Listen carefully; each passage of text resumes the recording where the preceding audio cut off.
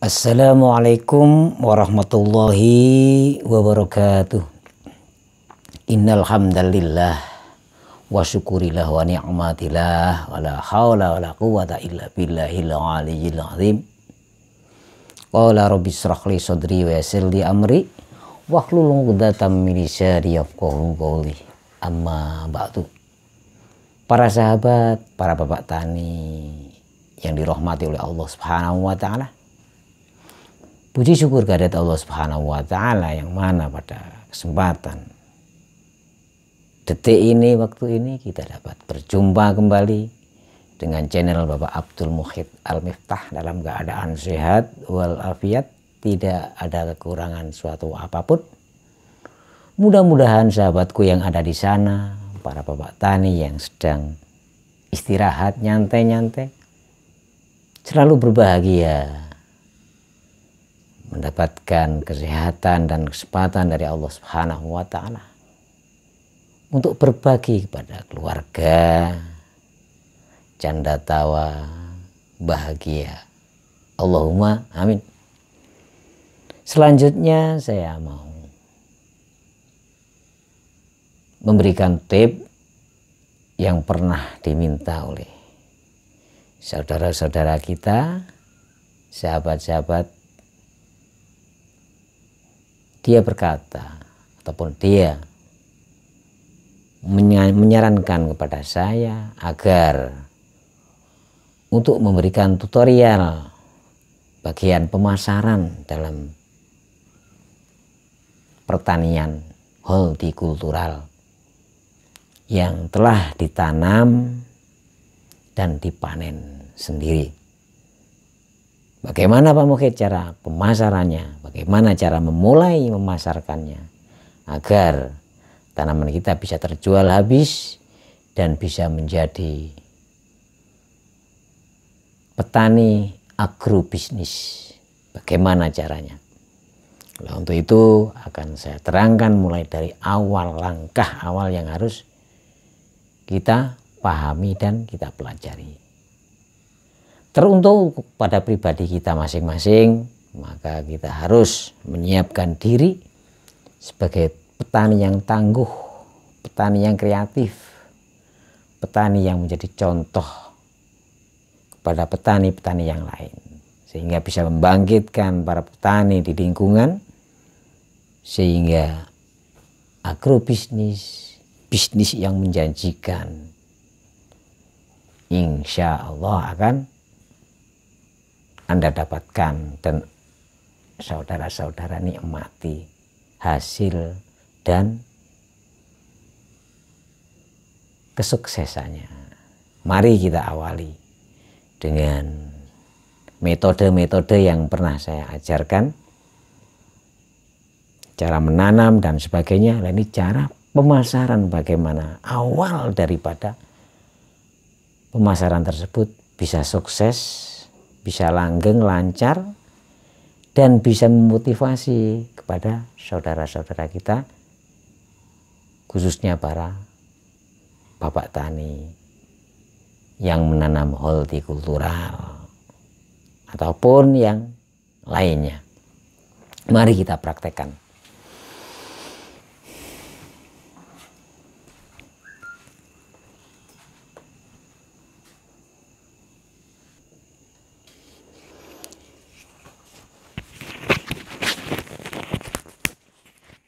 Saudara-saudaraku, para sahabat, para bapak tani yang saya hormati, yang dimuliakan oleh Allah Subhanahu wa taala.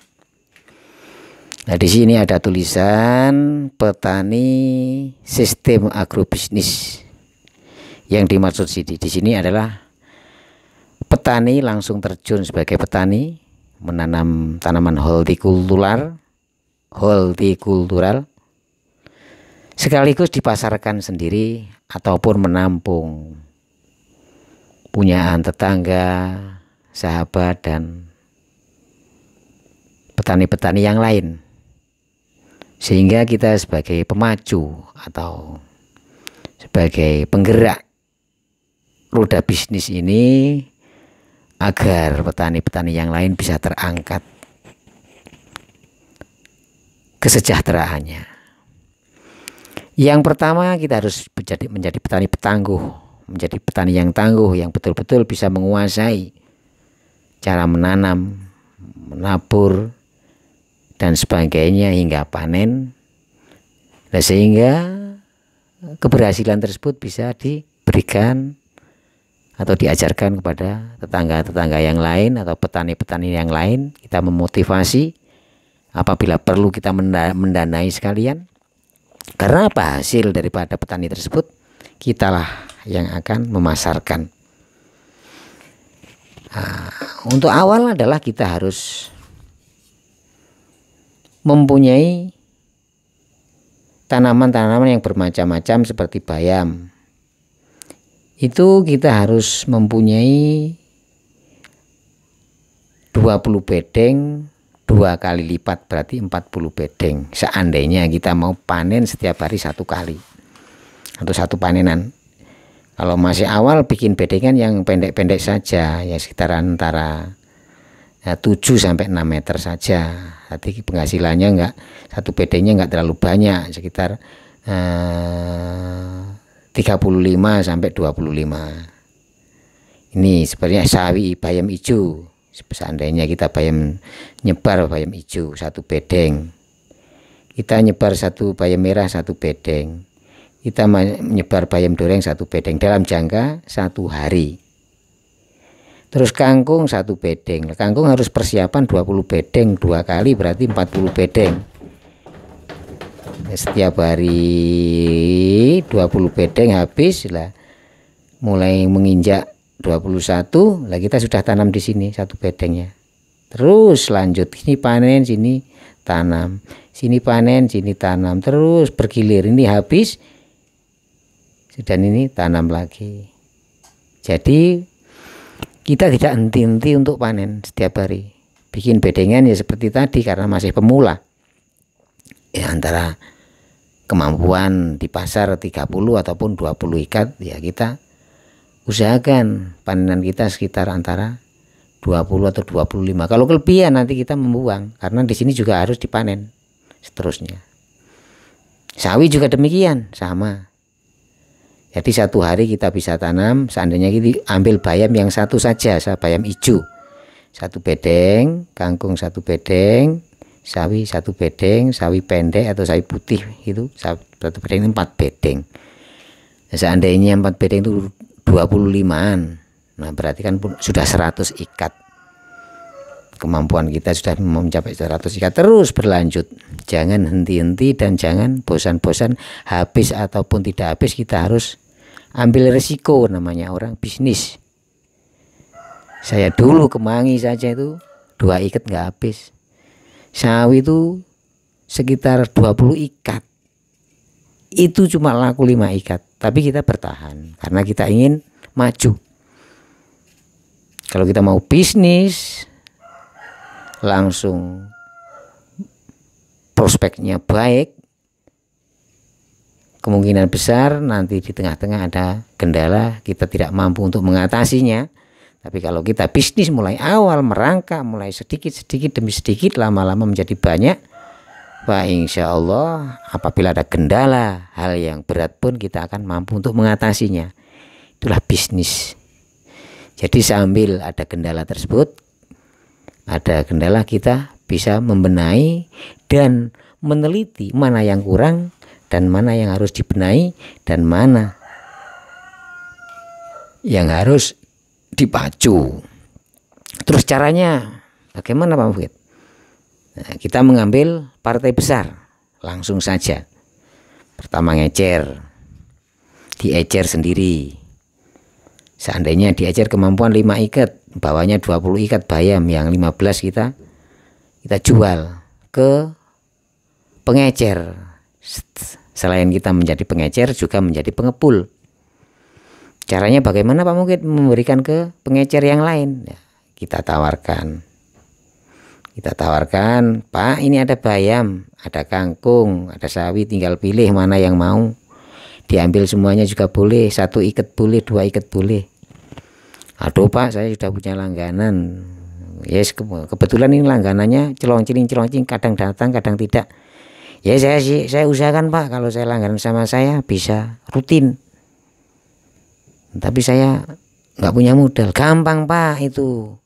Ini biar di sini saja, harganya dari saya sekian, kamu jual setelah sekian, berapa kamu jual, berapa kamu bisa laku, itu terserah Bapak. Yang penting saya titip saja bayam, kangkung atau sawi. Kemampuan Bapak berapa setiap hari? Oh saya mampu 10 ikat, kasihlah 10, 10, 10. Bayam 10, kangkung 10, sawi 10. Nanti kalau nggak habis bagaimana Pak? Kasihkan orang saja, biar dimasak daripada dibuang, itu saja.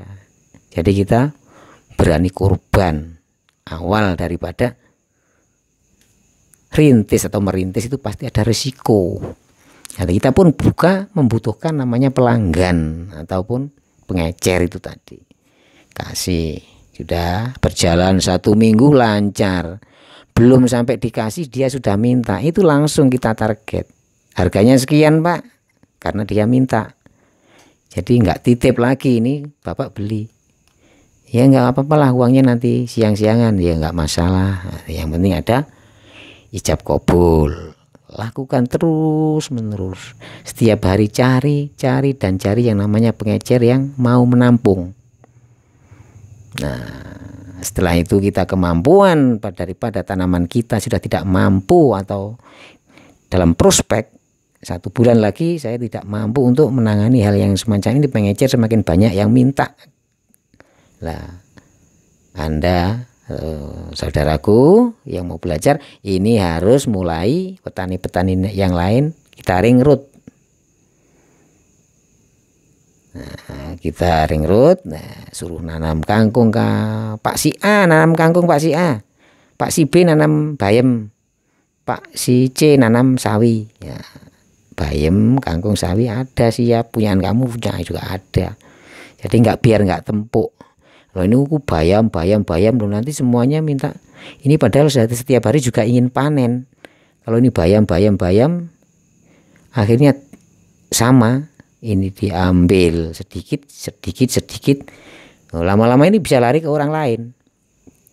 Jadi bisa diatur, ini bayam, kalau punya 3 orang ini bayam, kangkung, sawi, terus digilir gantian, biar enggak tempuk dan masing-masing petani tersebut bisa mengeluarkan panenan yang maksimal. Jadi tidak ada yang dirugikan. Nah, kita sebagai pembisnis juga tidak dirugikan, agrobisnis tidak dirugikan, dan sebagai petani yang menjadi mitra kerja kita juga merasa tidak dirugikan. Jadi selalu setiap hari pun juga panen. Itu caranya begitu. Setelah itu tancap sudah lanjut. Nah, enak nanti kita cari karyawan untuk antar ke A, ke B, ke C itu. Kita tinggal ngatur. Bahkan lama-kelamaan kalau memang pelayanan tidak terlalu keras kepada pengecer, kita sebagai pengepul bisa menyadari seandainya tidak ada uang, memang betul-betul tidak ada untuk besoknya, ya nggak masalah. Yang penting barang kita keluar dan ada harapan untuk uang masuk itu. Terus lakukan terus menerus. Nah, akhirnya setelah ini sudah ditangani orang, maksudnya sudah ditangani karyawan. Nah, kita ambil bisnis yang lain. Oh, ini ada kesempatan banyak kemangi lah, bisa tanam kemangi lah. Padahal punya langganan pengecer banyak, kasihlah 5, berarti berapa orang lah kita tanamkan, tambah lagi kemangi. Oh, itu jualan tomat barang, jualan kacang panjang, tanamkan tomat, kacang panjang, tawarkan, pasti diterima. Tapi awal-awalnya ya memang begitu, memang susah. Kalau sudah berjalan lancar, apa saja yang kamu bawa itu pasti diterima dan insya Allah laku. Itu caranya agrobisnis. Jadi saling keterkaitan antara petani dengan pengepul. Pengepul harus memikirkan petani tidak punya pupuk kandang, carikan pupuk kandang biar dia bisa tanam dan panen. Nggak punya ponska, nggak punya obat hama, ya kita mengalah mencarikan, karena ini adalah lahan kita, sawah kita. Sekali dia keluar kita kehilangan sawah. Nah, caranya begitu, tanam 20 bedeng, satu hari karena 20 hari panen. Nah, kita harus siapkan 20 bedeng kali 2 berarti 40 bedeng. Kangkung pun juga demikian, sawi banyak sekali yang mau kita tanam. Apa saja insya Allah akan bisa kita jual dan laku, karena kita sudah dikenal oleh pengecer atau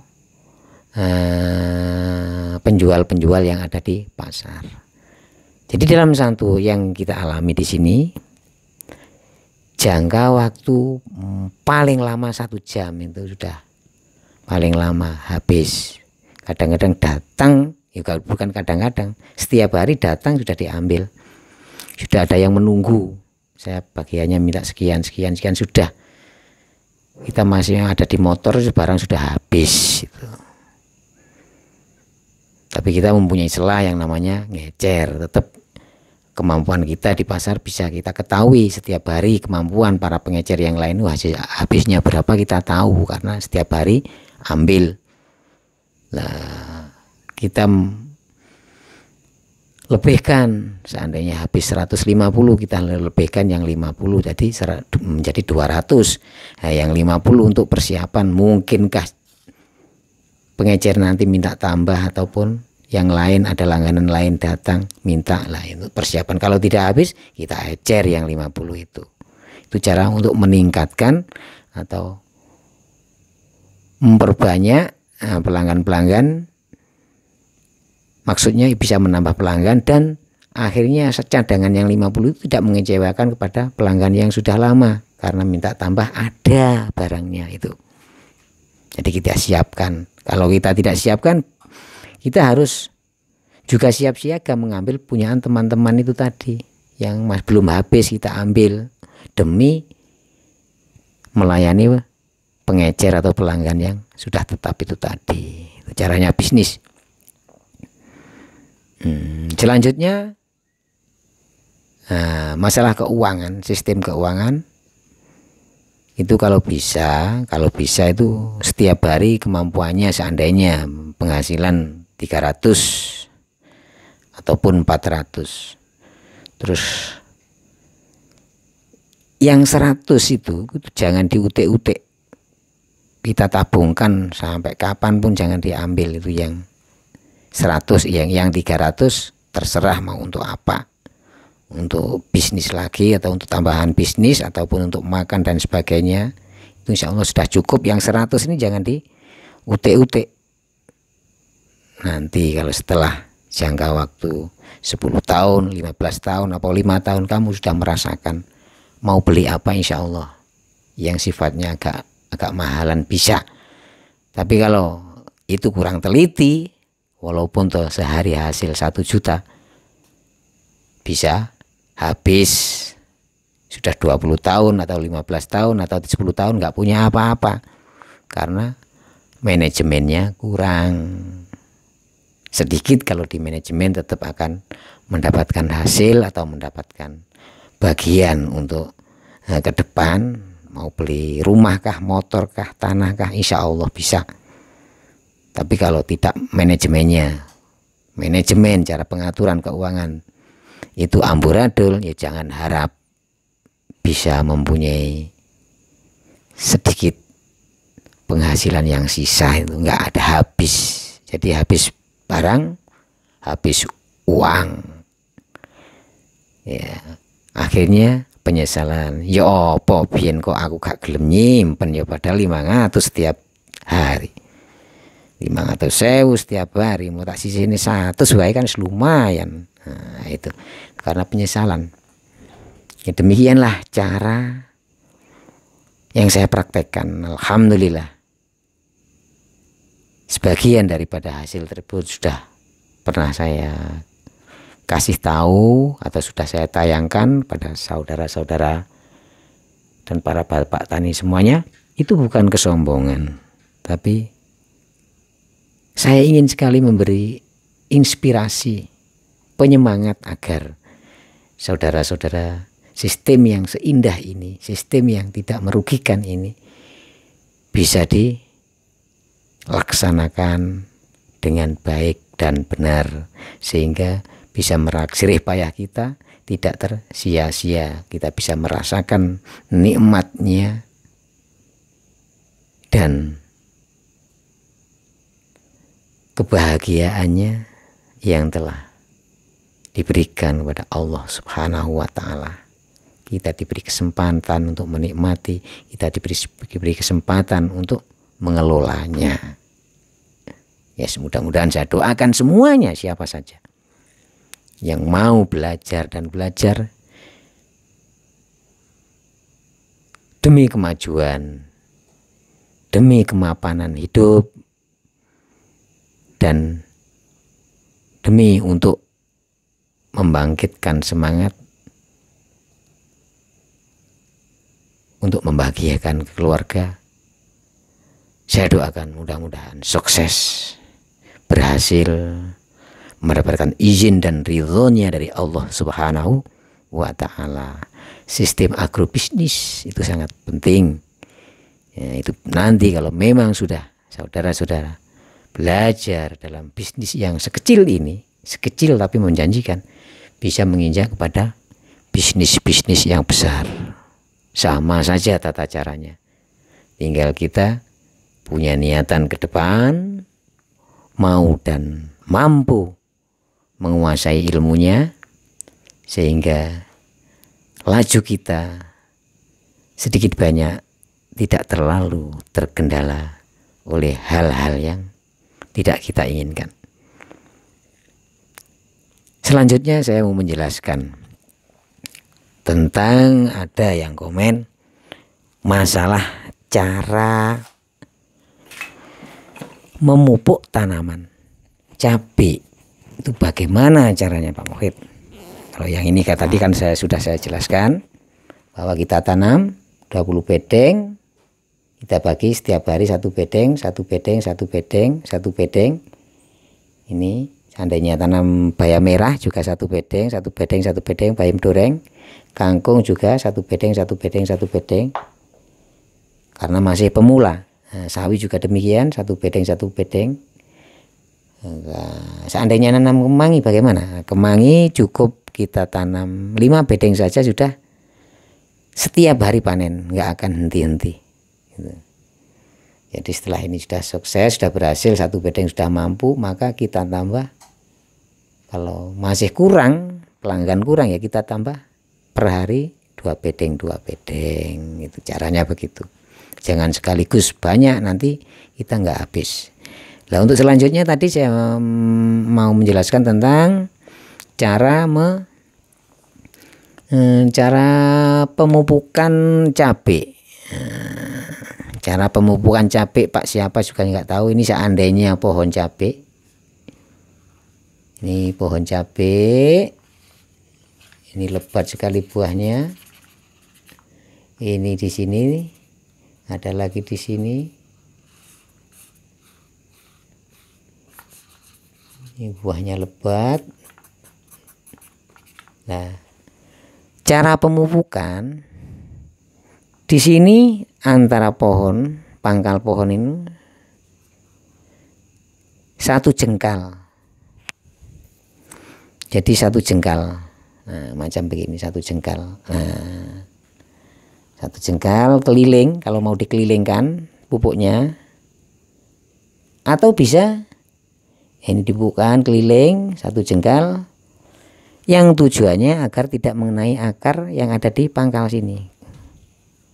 Biasanya kan ada hewan yang memakan akar sehingga akarnya luka. Biasanya kalau kena itu pupuk itu biasanya, nah yang namanya luka kan ya, nah, bisa tertimbul jamur yang bisa merusak tanaman cabai tersebut. Jadi lebih baik agak jauhan ini, atau antara tanaman ini dengan sini. Terus seandainya tanamannya itu satu bedeng dikasih 2 jalur, Ya di sinilah tengah-tengahnya sini. Ini kasih pupuk. Nah, di sini tanaman cabai seandainya 2 jalur ini. Nah, tengah-tengah sini bisa, atau memanjang begini pupuknya di tengah-tengahnya. Ini juga bisa cara pemupukan. Adapun pemupukan pupuk kandang itu selera, nggak masalah, nggak mengganggu akar-akar tersebut. Bisa di tengah bagus, nyilang begini bagus, atau ditabur serata juga bagus. Itu kalau untuk pupuk kandang. Nah, demikianlah teori itu, tata cara pemupukan yang ditanyakan oleh saudara kita tentang pemupukan cabai. Ya mudah-mudahan lah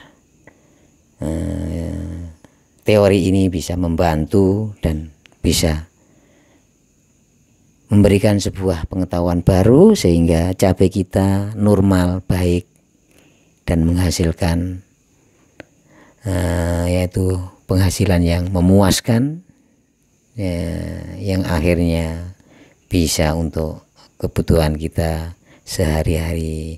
Syukur bagi bisa mendapatkan sisa daripada berkah panen cabai tersebut. Sahabat-sahabatku, para bapak tani yang saya hormati, ya kiranya cukup sekian saya menjawab komen daripada saudara-saudaraku tentang bisnis, maksudnya tentang agrobisnis petani, sistem agrobisnis. Cara pemasarannya sudah saya sampaikan, tinggal prakteknya saja. Bagaimana Anda mau, harus ada kemauan, niat, kemauan, terus kemampuan. Nah, kita pelajari sambil jalan. Dan pelaksanaan itu harus dijalankan. Kalau ada kemauan tapi tidak mau tandang atau tidak mau bergerak, ya cuma ya dapat ilmunya saja tapi nggak dapat hasilnya. Nah, sudah saya terangkan detail dan jelas, dan cara pemupukan pun juga saya terangkan dengan gamblang dan jelas. Mudah-mudahan walaupun oret-oretan jelek begini bisa menerima apa yang telah saya jelaskan. Karena saya tidak sempat untuk menjelaskan secara detail di lapangan, karena saat ini saya sementara fokuskan di bangunan. Ya, dari saya kurang lebihnya billahi taufik wal hidayah waridho wal inayah ihdinas syiratal mustaqim. Wassalamualaikum warahmatullahi wabarakatuh. Selamat berkarya, semoga sukses selalu, bahagia fitini wa dunya hattal akhirah. Amin amin ya robbal alamin.